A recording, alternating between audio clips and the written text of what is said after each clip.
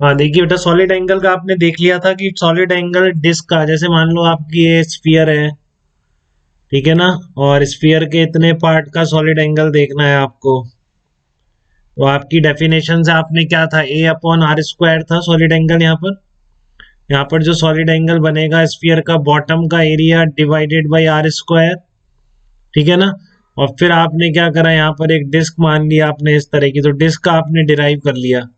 अगर ये angle theta हो तो डिस्क का सॉलिड एंगल कितना होता है, 2 पाई 1 माइनस कॉस थीटा। तो इन दोनों बातों से आपको ये एरिया निकालना भी आ गया। अगर ये एंगल थीटा बन रहा हो तो ये बॉटम पोर्शन का एरिया कितना होगा, जो पहले आपने बिल्कुल कभी नहीं सीखा था बेटा। ये सॉलिड एंगल से सीख गए आप। ये स्फीयर के इस पार्ट का एरिया, जो शेडेड पोर्शन में बता रहा हूँ, ये एरिया कितना होगा, जबकि इस तरह से ये सेंटर पे एंगल कितना बना रहा है, 2 थीटा एक्चुअल में। तो आप क्या करेंगे, इन दोनों को इक्वेट कर देंगे, A upon are square 2 pi 1 minus cos theta. तो आपका एरिया कितना निकल के आ गया, 2 pi into r square 1 minus cos theta. ये आपका ये बॉटम पार्ट का एरिया आ गया। अब आप कैसे भी समझ लो इसको, ठीक है ना। तो आप इसका एप्लीकेशन पार्ट पे अगर जाऊं तो देखो मैं क्या क्वेश्चन दे रहा हूँ, ये आपके नोट्स में भी मिलेगा आपको ये क्वेश्चन,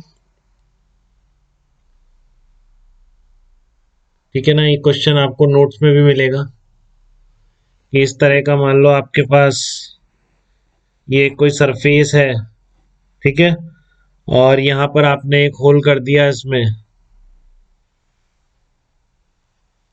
यहाँ पर इस तरह का एक होल बना दिया आपने इसमें, और आपको पूछा कि यहाँ पर एक पॉइंट सोर्स रखा हुआ है, ठीक है ना। ये जो होल हुआ है इस कार्डबोर्ड एक तरह से, तो यहाँ पर इस तरह से कार्डबोर्ड रखा हुआ है, आपका पॉइंट सोर्स यहाँ पे रखा हुआ है, और यहाँ पर आपने एक होल कर दिया।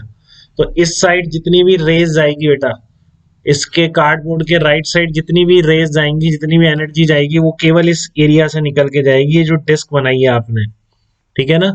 इस कार्डबोर्ड पे समझ गए किस तरीके से बनाई है। जैसे कि आपका मान लो ये है, ये आपका कार्डबोर्ड है इस तरह का, तो आपने यहाँ पर एक होल कर दिया एक तरह से, ये होल कर दिया, और इसको फिर आपने ऐसे वर्टिकली रख रखा है इस डिस्क को, एक पॉइंट सोर्स रखा हुआ है, ठीक है। इस तरह से समझिए आप, जैसे ये आपका इधर है और यहाँ पर आपने एक होल कर दिया डिस्क होल, और यहाँ पर इसके एक्सेस पर होल के पॉइंट सोर्स रखा हुआ है। अब इधर कितने जूल पर सेकंड पहुंचेंगे वो निकालना है, ठीक है। एक पॉइंट सोर्स है जिसकी पावर कितनी, कैपिटल एस बोल रहा हूँ। इस पॉइंट सोर्स की पावर है पी जूल पर सेकंड, सब तरफ निकल रहे हैं इसके चारों डायरेक्शन, ठीक है। तो इसमें से डिस्क से निकलने वाले जितने जूल पर सेकंड होंगे वो सारे इधर पहुंचेंगे, तो वो आपको बताने हैं कि इस डिस्क से कितने जूल पर सेकंड निकलेंगे। बात आ रही है आपको समझ में। तो जितनी भी लाइट इस एरिया से निकलेगी, देखो ऐसे है बेटा, इस तरह से बनाओगे आप डिस्क को, इससे लाइट ऐसे निकल रही है चारों तरफ, पॉइंट सोर्स है, पी जूल पर सेकंड निकल रहे हैं इसके इस तरीके से।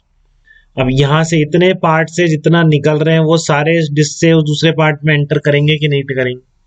अब ये पोर्शन कितना निकाला जाए, तो ये पोर्शन आप या तो एरिया से समझ सकते हैं या सॉलिड एंगल से समझ सकते हैं। मान लो इसके चारों ओर आपने स्फीयर ड्रॉ कर लिया, तो इस स्फीयर के इतने पार्ट से जितना भी जा रहा होगा, समझ रहे हैं किस तरह का पार्ट होगा, ठीक है ना।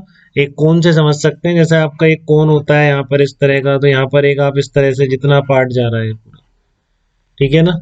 तो इस पार्ट से, इस शेडेड पोर्शन से स्फीयर के जितनी लाइट जा रही है, जितनी एनर्जी जा रही है, वो सारी इस डिस्क से पास होगी।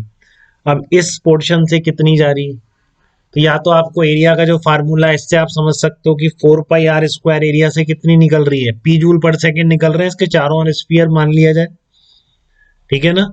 चारों ओर इसके एक स्फीयर मान लिया जाए, तो पूरे स्फीयर से कितने निकल रहे हैं आपके, पी जूल पर सेकंड निकल रहे हैं। तो स्फीयर के इतने एरिया से ये जो शेडेड पोर्शन वाला एरिया है, इसमें से कितने निकलेंगे, और ये शेडेड पोर्शन वाला एरिया का फार्मूला आपको पता है, ठीक है। तो 4 पाई r स्क्वायर में से कितने निकल रहे हैं, पी जूल पर सेकंड, और ये जो शेडेड पोर्शन वाला एरिया है, हेलो, हाँ गुड मॉर्निंग अब्दुल, आ रहे हो।